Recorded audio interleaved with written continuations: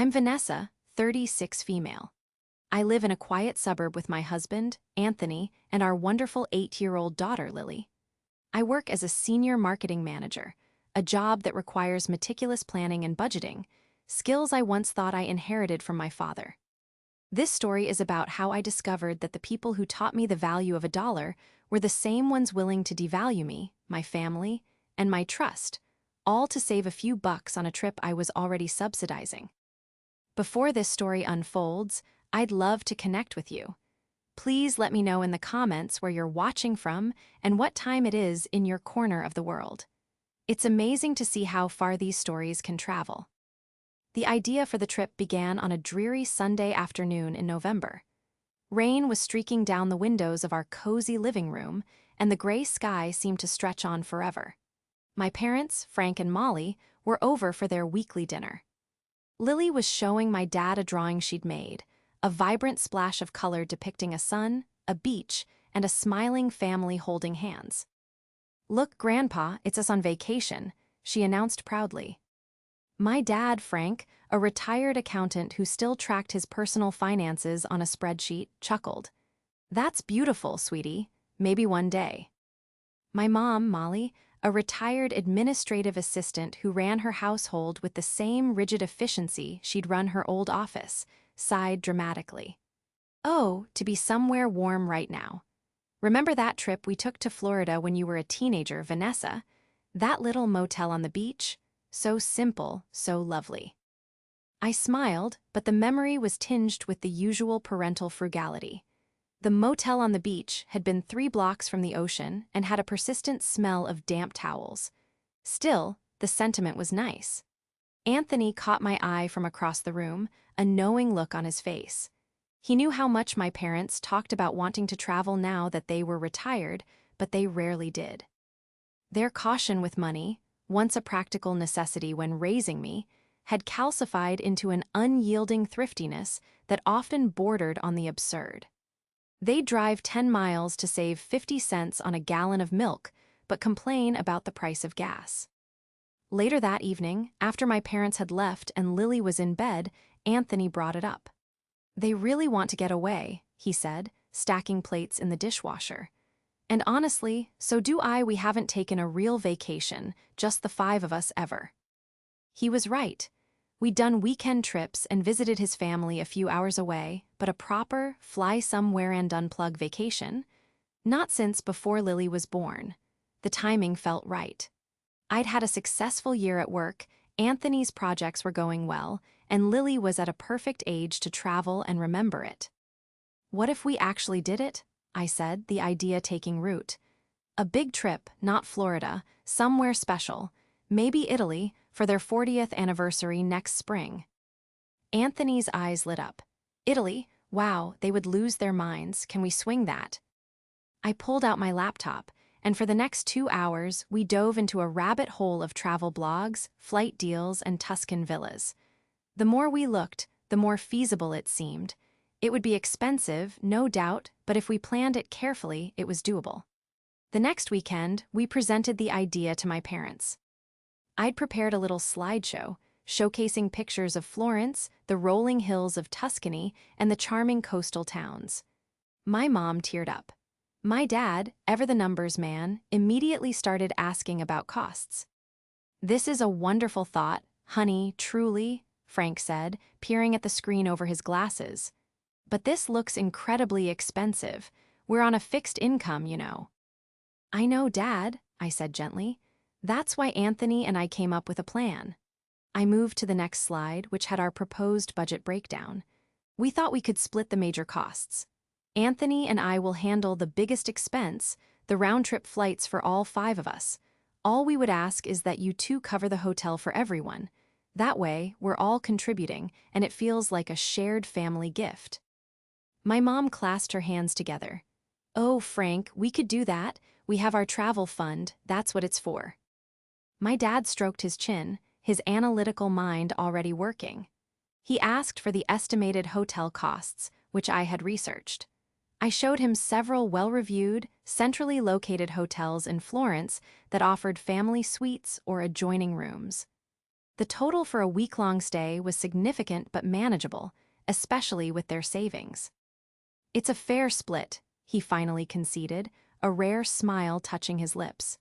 "A very generous offer, Vanessa. You handle the tickets and we'll handle the accommodations. We'll find a nice, comfortable place for the family." The deal was struck, a promise of paradise, sealed with hugs and happy tears. Over the next few months, the trip became our collective FOC. We had a group chat where my mom would send links to museums, and I would send updates on flight prices. I felt a warmth I hadn't realized was missing, a sense of us all pulling together for a shared dream.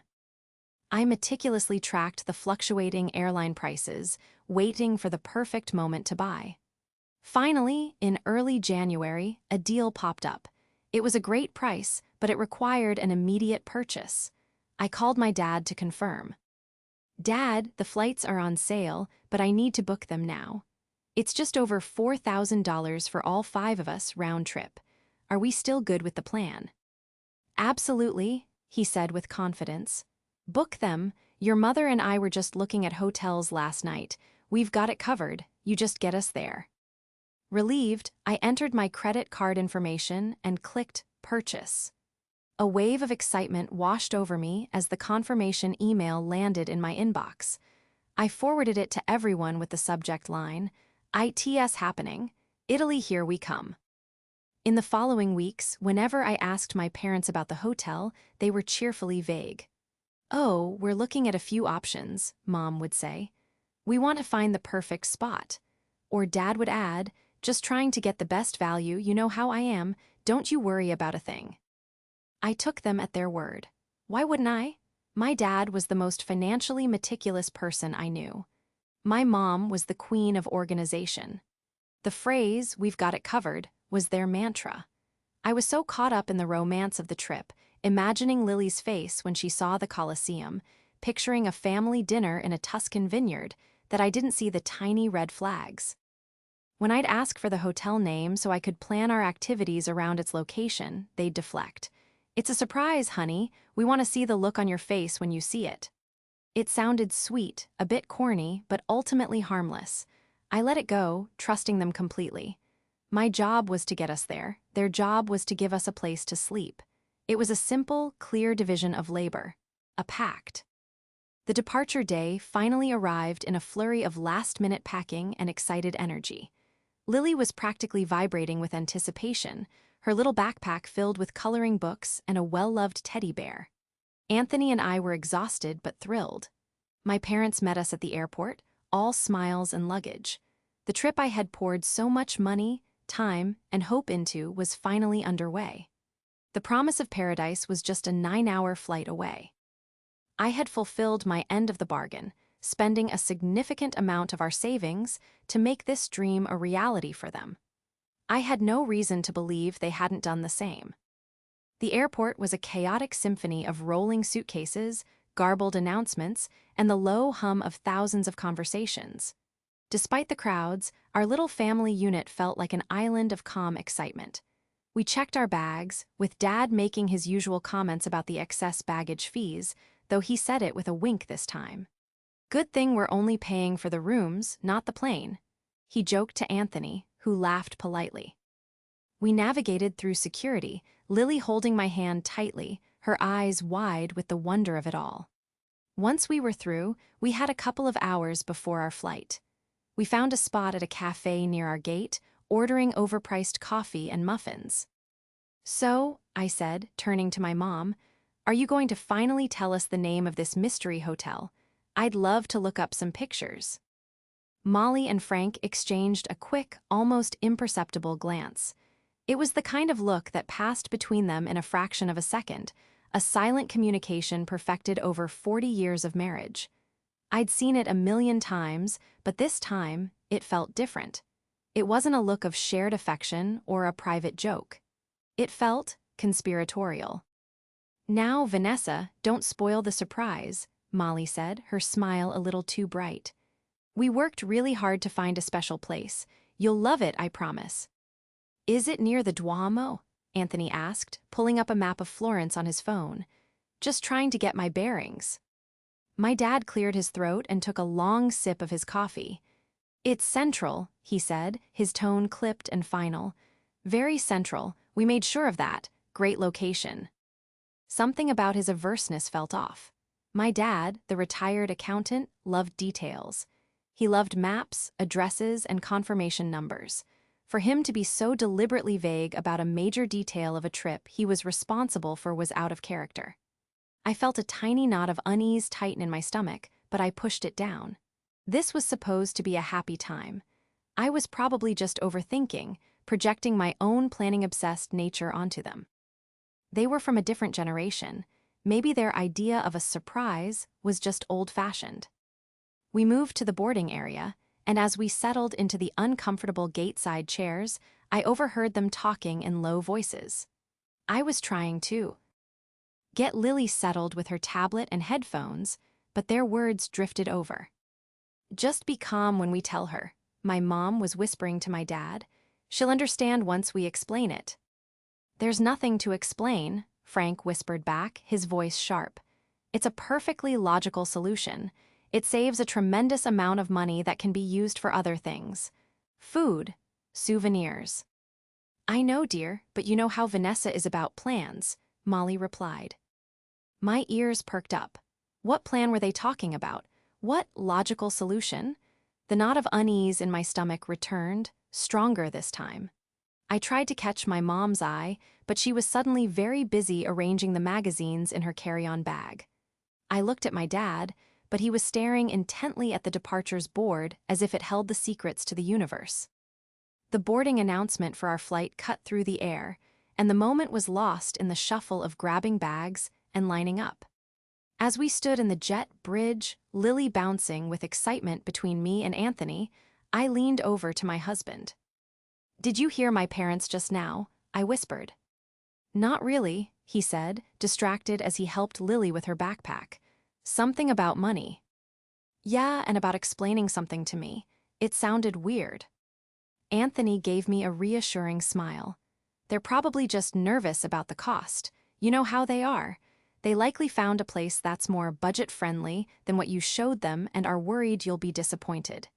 "It'll be fine, honey. We're going to Italy." His calm logic soothed my nerves for a while. He was right. That was the most likely scenario. They'd probably booked a 3-star hotel instead of a 4-star, and they were bracing for my reaction. And honestly, I wouldn't have cared. As long as it was clean, safe, and had enough beds for all of us, it would be perfectly fine. The trip was about being together, not about luxury accommodations. The 9-hour flight was a blur of movies, naps, and Lily asking, "Are we there yet?" every 30 minutes. I tried to sleep, but my mind kept replaying that snippet of conversation. A perfectly logical solution. She'll understand once we explain it. What could possibly need that much explaining? The deal was simple. We pay for flights, you pay for the hotel. It wasn't complicated. When we landed in Florence, the exhaustion was real, but the excitement quickly took over. The air felt different, the language on the signs was musical, and the promise of ancient streets and incredible food was intoxicating. We collected our luggage, and Frank, with an air of great importance, led us toward the taxi stand. "I've got the address right here," he said, pulling a crumpled piece of paper from his pocket. He showed it to the driver, who nodded and began loading our bags into the vehicle. I tried to catch a glimpse of the address, but my dad quickly folded the paper and put it away. The drive into the city was breathtaking. The architecture, the narrow streets, the sheer sense of history was overwhelming. Lily's face was pressed against the window the entire time. I felt a surge of pride and happiness. This was why I'd spent the money. For this moment. For this memory for my daughter, for my parents. As we got closer to the city center, I looked at Anthony. "Okay, now I'm really curious. What kind of hotel did they book right in the heart of Florence?" The taxi pulled to a stop in front of a beautiful, respectable-looking building.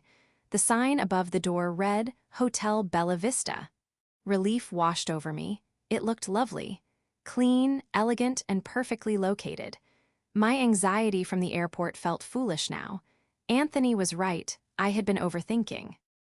We all piled out of the taxi, grabbing our luggage. My dad paid the driver while the rest of us marveled at the facade. "See," Molly said, beaming at me. "Isn't it wonderful? What did we tell you?" "It's beautiful, Mom," I admitted, feeling a pang of guilt for doubting them. "You guys did great."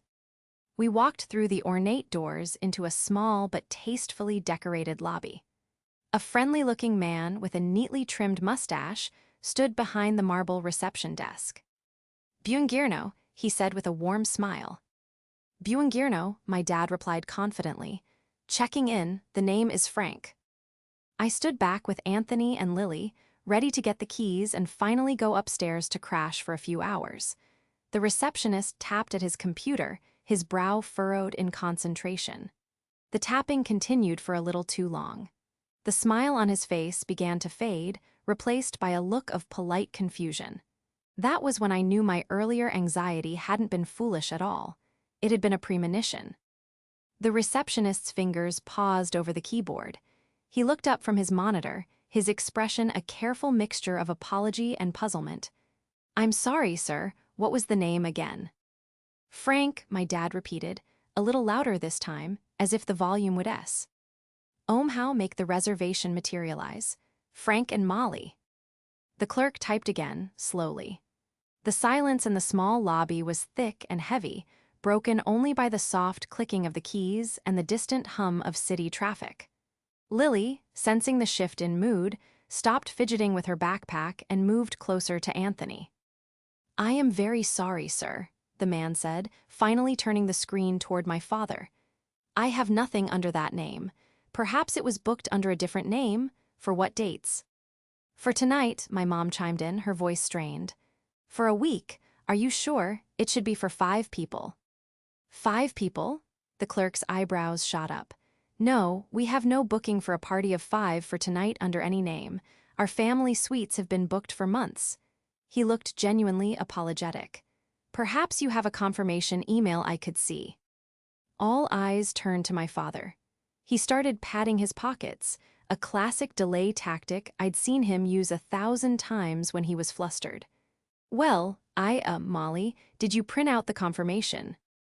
"I thought you did, Frank," she said, her cheerful facade beginning to crack. She started rummaging through her oversized purse, pulling out tissues, a wallet, and a half-eaten packet of mints, but no confirmation email. I stepped forward, the knot in my stomach now a cold, hard stone.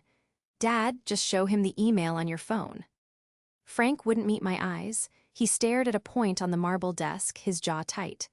"I don't have it on my phone. We booked it over the phone, an old-fashioned way." This was getting more bizarre by the second. My dad, the retired accountant who lived by digital spreadsheets and online banking, had booked an international hotel over the phone and didn't get an email confirmation. It was completely unbelievable. It was a lie. Anthony, ever the peacemaker, stepped in. "Maybe there was a mistake with the hotel name. Are we sure this is the Hotel Bella Vista?" My mom nodded vigorously. "Oh yes, this is the one. I remember the pictures online." The clerk, trying to be helpful, asked, "Do you remember who you spoke with? Do you have a reservation number you wrote down?" My parents just stood there, silent and defeated. The truth was hanging in the air, thick and suffocating. There was no confirmation email. There was no reservation number. There was no booking. There was never a booking. The exhaustion of the long flight, combined with the growing dread, made my head spin. I looked at Lily, whose face was drooping with fatigue and confusion. I looked at Anthony, whose expression was slowly hardening from concern to disbelief. And then I looked at my parents. They weren't looking at the clerk anymore. They were looking at me with a strange mix of guilt and defensive stubbornness. I took a deep breath, trying to keep my voice steady. "Let's just step aside for a moment," I said, gesturing toward a small seating area in the corner of the lobby. I didn't want to have this conversation in front of a stranger. We moved our mountain of luggage to the side, and I turned to face my parents. "Okay, what is going on? Tell me the truth, right now." My mom started to tear up. "Oh, Vanessa, don't be angry. We can explain." "Explain what, Mom?" I asked, my voice rising despite my efforts to control it. Explain why we just flew 9 hours across the ocean with our 8-year-old daughter to stand in a hotel lobby where we have no rooms. Explain that. My dad, Frank, finally spoke, and he adopted the tone he always used when he thought he was being the rational adult in the room. Now, let's not get hysterical. There's a simple explanation for this. I am waiting, I said, crossing my arms. My patience was gone. He took a deep breath, as if preparing to deliver a difficult but necessary lecture. Your mother and I were looking at the hotel prices, and they were, frankly, exorbitant. Absolutely ridiculous what they charge these days. It would have eaten up a huge chunk of our travel savings. I stared at him, dumbfounded. So, that was the deal, Dad. That was the agreement. We paid $4,000 for plane tickets based on that deal. Exactly, he said, as if this proved his point.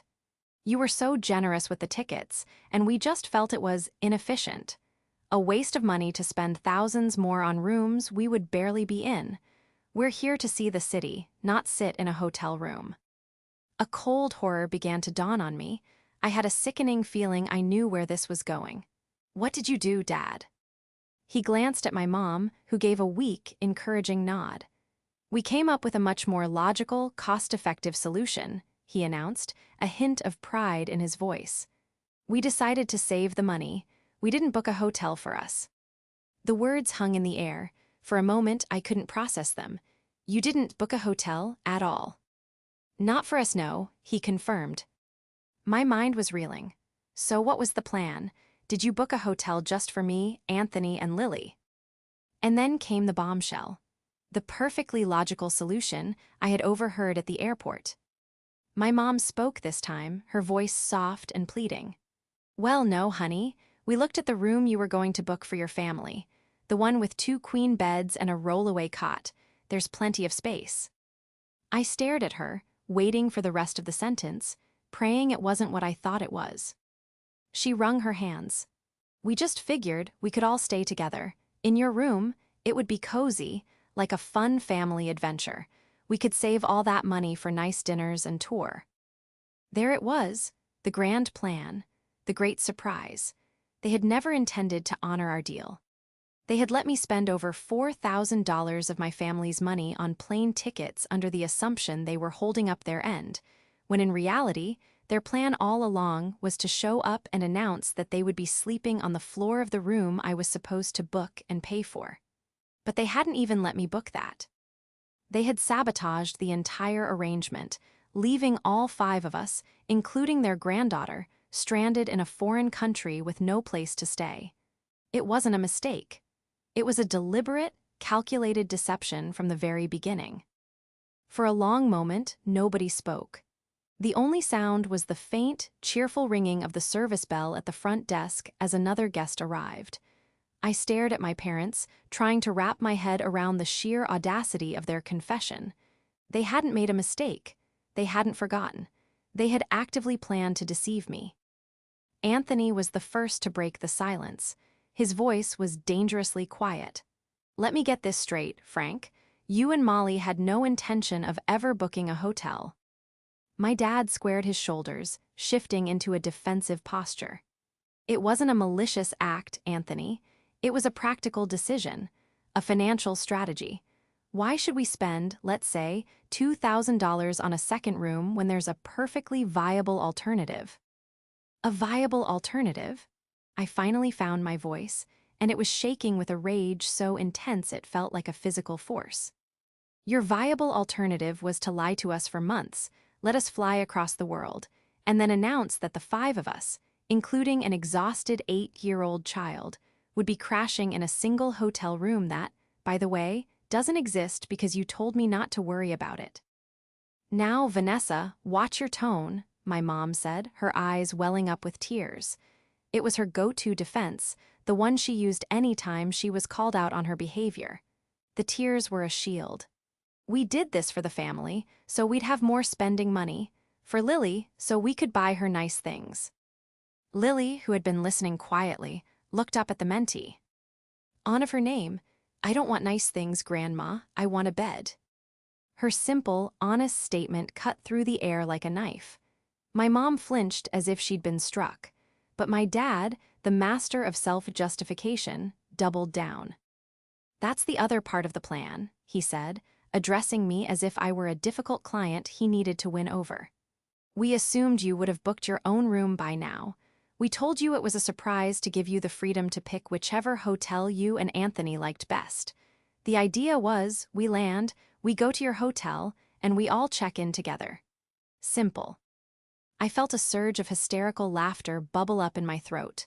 "Simple? You told me, and I quote, 'Don't you worry about a thing, we've got it covered.' You actively discouraged me from getting involved in the hotel booking. You knew that I, a person who plans everything, would rely on your word. You counted on it. This wasn't giving me freedom, Dad.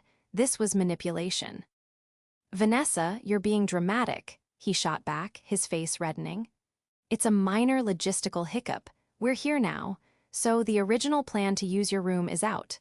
Fine, we'll move to plan B. You book 2 rooms now, one for you, one for us.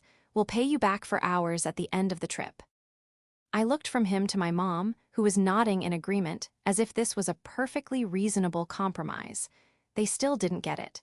They didn't see the monumental breach of trust they had committed. They saw this as a simple money problem, a negotiation that had gone slightly awry. They couldn't comprehend the depth of their betrayal. They had lied, repeatedly, for months. They had treated my generosity as a resource to be exploited. They had valued saving a couple of $1,000s over my trust, my family's comfort, and our relationship. "No," I said. The word was quiet but absolute. "No," my dad asked, his brow furrowed. "What do you mean no? We have to sleep somewhere." "Yes, we do," I said, gesturing to Anthony and Lily. "My family, the one I am responsible for." I pulled out my phone, my hands trembling slightly. I opened a hotel booking app, my mind racing. The anger was so potent it was clarifying. It burned away all the confusion and hurt, leaving behind a cold, hard resolve. "What are you doing?" my mom asked, peering at my phone screen. "I am fixing the problem you created," I said without looking up. "I am finding a room for my husband, my daughter, and myself." I ignored the sputtering protests from my father. I found a hotel a few blocks away, one that was more expensive but had an available family suite.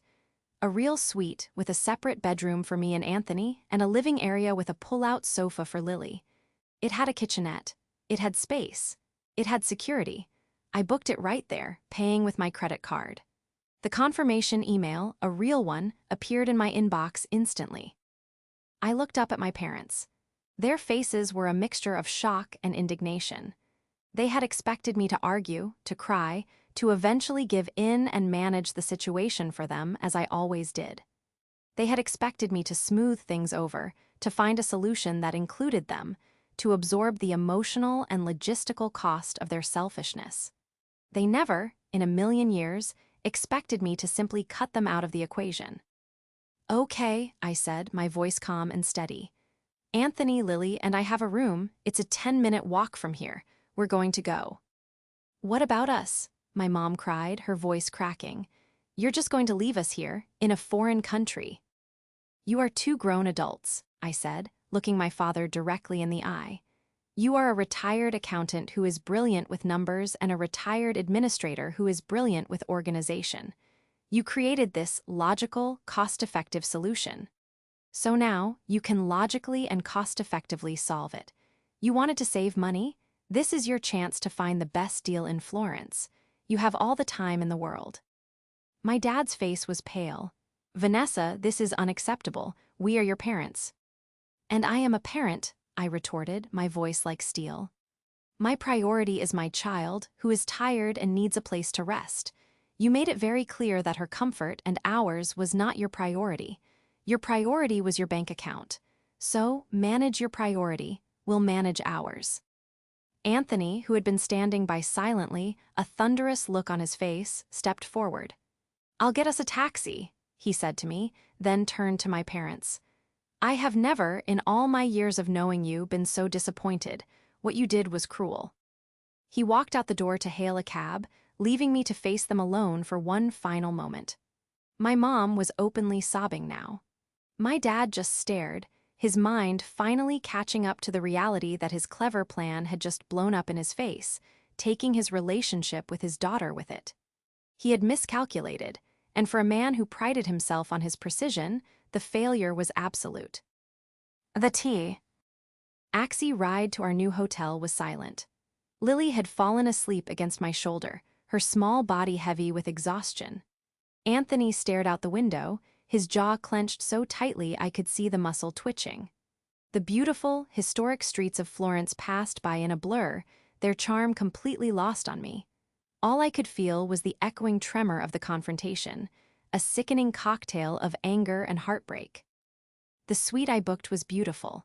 It was spacious, clean, and modern, with a balcony that overlooked a quiet courtyard. When we walked in, Lily woke up and her eyes went wide. "Wow, Mommy, this is a castle." She ran to the sofa and bounced on it, her earlier distress forgotten, replaced by the pure, resilient joy of a child.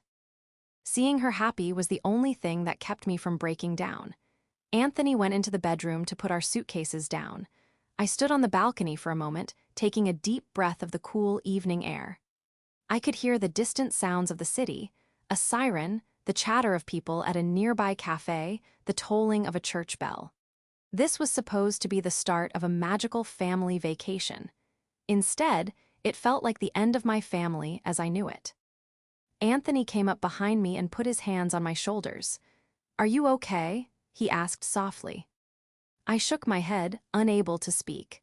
The tears I'd been holding back finally came, hot and fast. He just held me, letting me cry it out.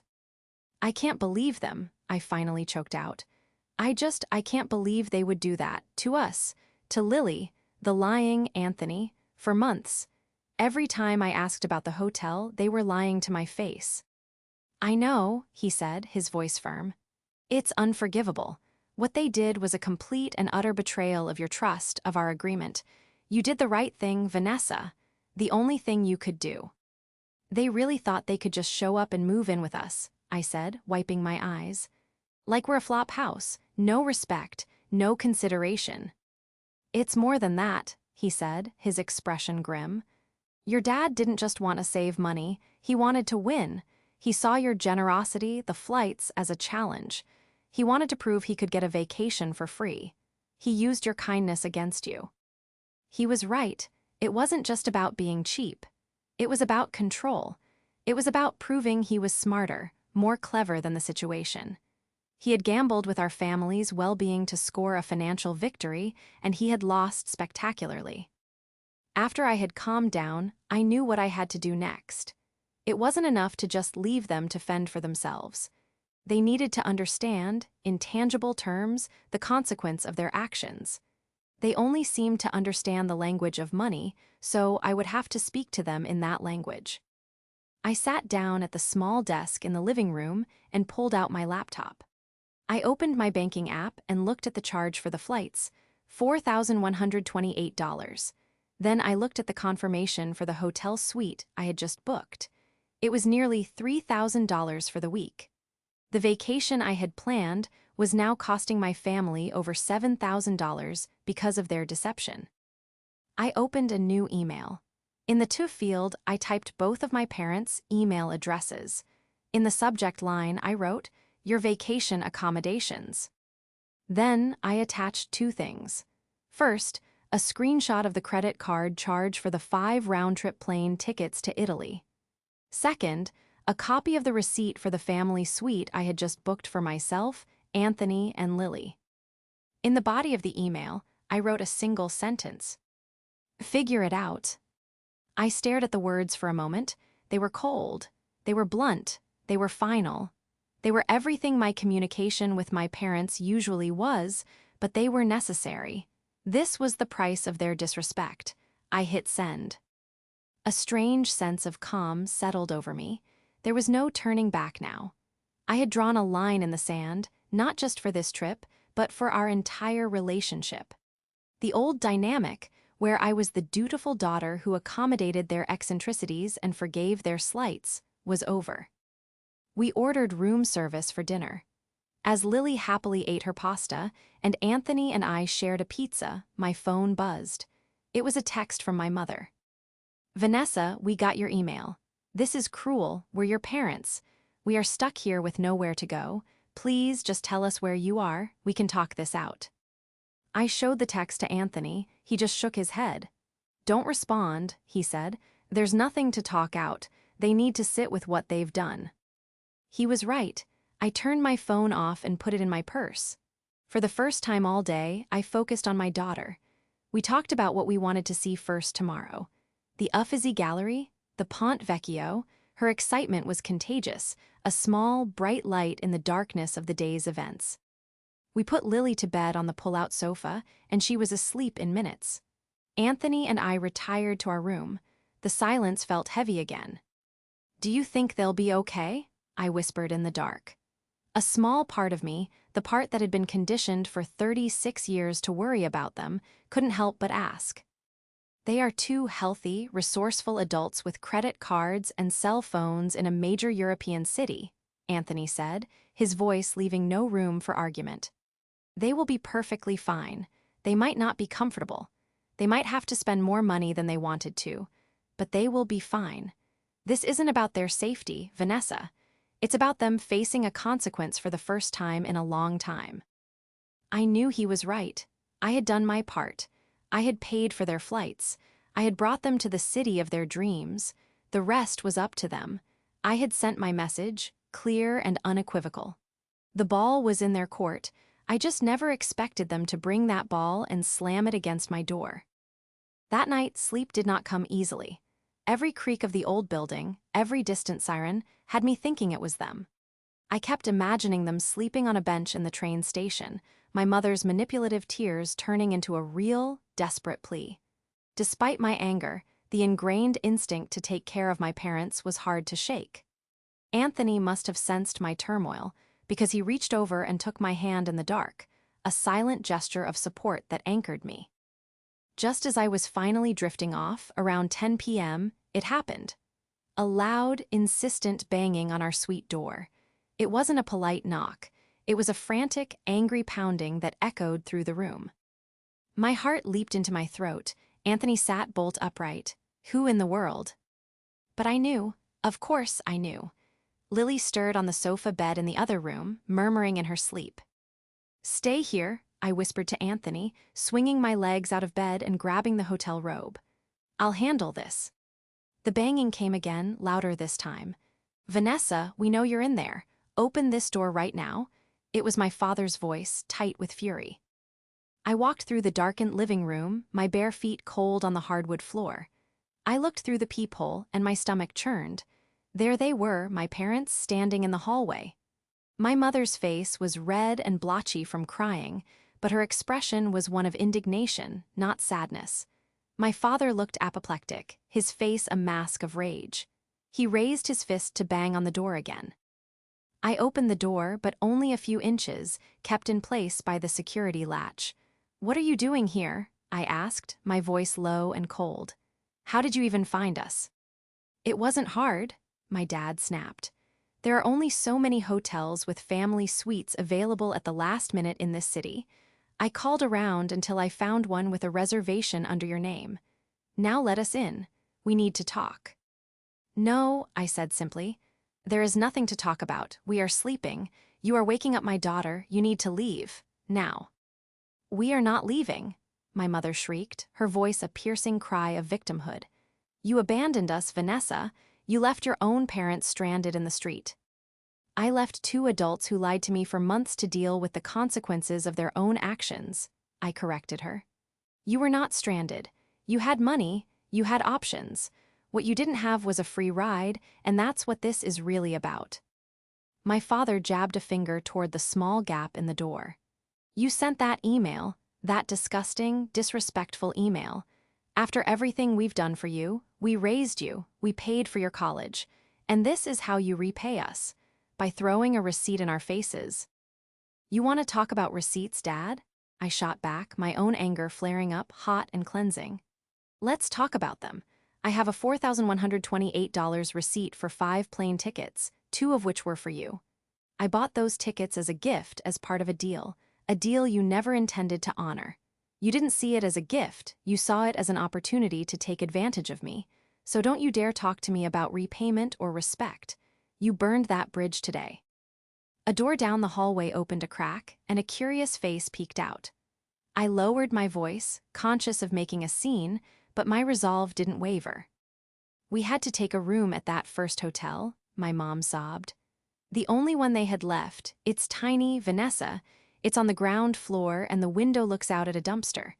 And the price, it's robbery, we had to pay for the whole week up front. I felt a sliver of dark satisfaction at that. So you do have a place to sleep. Good, then there's no R. Easin for you to be here, banging on my door and disturbing my family. Go back to your room. This isn't over, my dad snarled, his face inches from the opening. You have made a terrible mistake. You have torn this family apart. No, Dad, I said, and my voice was finally steady, devoid of the earlier trembling. You tore this family apart. You did it when you decided that a few $1,000s were more important than your word. You did it when you looked me in the eye and lied about having everything covered. You did it when you gambled with your granddaughter's well-being. This is all on you. You just can't stand that you're not in control. His face went from red to a strange, mottled purple. He looked like he was about to try and force the door open. But just then, Anthony appeared behind me, a silent, imposing figure in the dim light. He didn't say a word, just stood there with his arms crossed, his presence a clear message. My dad's gaze flickered from me to Anthony and back again. The fight seemed to drain out of him, replaced by a sullen, bitter resentment. He knew he couldn't win this, not physically, not verbally. He had lost all leverage. Go to bed, Frank, Anthony said, his voice a low rumble. You've done enough damage for one day. My mother let out one last, theatrical wail. I can't believe my own daughter would treat me this way. Believe it, I said. I looked at both of them, at the faces I had loved and trusted my entire life, and I felt a profound sense of sorrow, but not regret. I am done. Do not contact me again for the rest of this trip. We will fly home on the same plane, but that's it. We are not a family on vacation together. We are just strangers who happen to have tickets for the same flight. And with that, I closed the door, sliding the deadbolt into place with a decisive click. I leaned against it, my body trembling with adrenaline. I could hear them whispering furiously in the hallway for another minute before their footsteps finally receded. Silence returned. I turned and looked at Anthony. In the dim light from the window, I saw an expression of immense pride on his face. He wrapped his arms around me. I am so proud of you, he whispered into my hair. I think I just broke our family, I whispered back. No, he said, holding me tighter. You just started to save it. The rest of the week in Florence was strange. It was a vacation haunted by ghosts. Every time my phone buzzed, my stomach would lurch, but it was never them. They honored my demand for silence, likely out of shock and anger more than respect. We didn't see them, not once. It was as if they had vanished. Without the cloud of their presence, Anthony, Lily, and I had a wonderful time. We threw ourselves into being tourists. We ate gelato for breakfast, climbed to the top of the Duomo until our legs ached, and stood in awe before Botticelli's Venus. We took a pasta-making class in a small village in the Tuscan countryside. I watched Lily's face, alive with wonder and joy, and I knew, with every fiber of my being, that I had made the right choice. I had protected this. I had protected her and our little family from their toxicity. There were moments, of course, when sadness crept in. As we admired the sunset from the Piazzale Michelangelo, looking out over the entire city, I thought of my mother. She loved art, and she would have been enchanted by this view. As we haggled for a leather purse at a market, I thought of my father, who would have relished the challenge of getting the best price. They were missing all of it. But then I remembered why they were missing it. It was a consequence of their own choices. They hadn't been excluded. They had excluded themselves with their deceit. The flight home was the most uncomfortable 9 hours of my life. We arrived at the airport separately, but our seats, booked months ago, were all in the same row. Me, Anthony, and Lily on one side of the aisle, Frank and Molly on the other. They looked haggard. The anger had faded from their faces, replaced by a weary, sullen silence. They didn't look at us. They didn't speak a word. We were 3 feet apart, yet it felt like miles. Lily, bless her innocent heart, waved at them once. "Hi, Grandma, hi, Grandpa." My mother gave a weak, watery smile and a tiny wave back before my father shot her a look, and she immediately turned her face to the window. Lily looked at me, confused. I just squeezed her hand and said, "Grandma's very tired, sweetie." The silence was a tangible thing, a wall of unspoken accusations and resentment between our seats. It was excruciating, but it was also necessary. When we landed, we all went our separate ways from the gate. No goodbyes, no plans to see each other for Sunday dinner, just a clean, sharp break. The weeks that followed were quiet. My mother sent a few tentative texts, simple things like, "Hope you are well," or "Saw this article and thought of you." I didn't respond. I needed space. I needed to let the new reality settle in. My father, I heard through an aunt, was telling everyone that I had become ungrateful and disrespectful, that I had overreacted to a simple misunderstanding about money. He was painting himself as the victim, which was exactly what I expected. Finally, about a month after we returned, I got a long email from my mother. It was different from her usual texts. The manipulative tears were gone, replaced by a tone of genuine remorse. She wrote that the week in Florence had been the most miserable of her life. She admitted that she knew the plan was wrong from the start, but had been too weak to stand up to my father's forceful logic. She said that sitting on that plane, 3 feet away from her granddaughter and hearing nothing, was the most profound loneliness she had ever felt. She acknowledged the lie, the manipulation, and the utter disrespect they had shown me. She apologized. A real, no excuses apology. And at the end, she wrote, "Your father is too stubborn to admit it, but he knows he destroyed something precious. He is miserable. We both are. I don't know if you can forgive us, but I had to tell you that I know we were wrong." I read the email several times. It was a start, a crack of light in the wall they had built. I didn't reply right away. I talked it over with Anthony. We agreed that things could never go back to the way they were. The blind trust was gone forever. The old family map, with them at the center and me orbiting them, was obsolete. We had to draw a new one. A week later, I called my mom. Her voice was shaky when she answered. I didn't rehash the fight. I didn't make accusations. I simply said, "If you and Dad want to have a relationship with me and my family again, it's going to be on new terms. There will be boundaries. There will be no more financial surprises. There will be respect. Our decisions for our family are our own. If you can agree to that, we can try to move forward." Slowly. She agreed, her voice thick with emotion. It has been a slow process. The relationship is not what it was. It's more distant, more formal, but in a way, it's healthier. My father still hasn't apologized directly, but his actions have softened. He no longer offers unsolicited financial advice or tries to undermine my decisions. They treat me not as their child, but as another adult, one who has proven she will not be manipulated. The trip to Italy cost me a lot of money and a lot of heartbreak, but it also gave me something invaluable, my own power. I learned that drawing a line in the sand isn't about destroying a relationship, it's about defining it. It's about demanding the respect you deserve, even if it's from the people who are supposed to love you the most. We are drawing a new family map, one based not on obligation or assumption, but on mutual respect. And while the landscape is still unfamiliar, for the first time, it feels like we're all finally heading in the right direction.